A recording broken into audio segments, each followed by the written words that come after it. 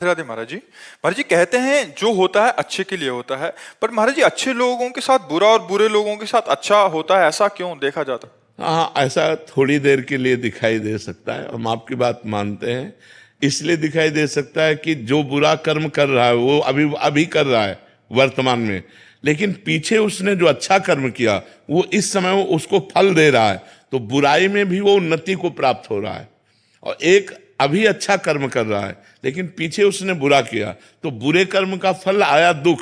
वो अच्छा करते हुए भी दुख भोग रहा है और वो बुरा करते हुए भी सुख भोग रहा है। इसके पीछे उसका प्रारब्ध कर्म है, न कि वर्तमान। वर्तमान का कर्म तो अच्छा है और अच्छे का फल अच्छा होता है, बुरे का फल बुरा होता है। तो ये वर्तमान का किया हुआ कर्म आगे उसको दंड देगा या आगे उसको सुख देगा। अच्छे कर्म का फल सुख होता है, लेकिन जो हमारा बीता हुआ काल है, भूतकाल है, उसमें जो हमने पाप किए हैं, तो आज हम अच्छे कर्म कर रहे हैं, हमें दुख भोगना पड़ रहा है। वो वर्तमान में पाप कर्म कर रहा है लेकिन वो उन्नति को प्राप्त हो रहा है, क्योंकि पीछे अच्छा कर्म था। वो अच्छा कर्म उसके ऊपर इस समय कृपालु बना हुआ है और उसकी उन्नति हो रही है। लेकिन परिणाम में अच्छे कर्म वाला सुख को प्राप्त होगा, बुरे कर्म वाला दुख को प्राप्त होगा। वर्तमान में बदला दिखाई दे सकता है, दृश्य अलग अलग, कि देखो बुरा कर रहा है, कार में चल रहा है, और धर्म से चल रहा है तो साइकिल भी सही नहीं है।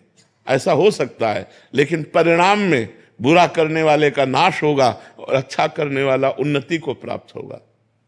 अंतरा जी।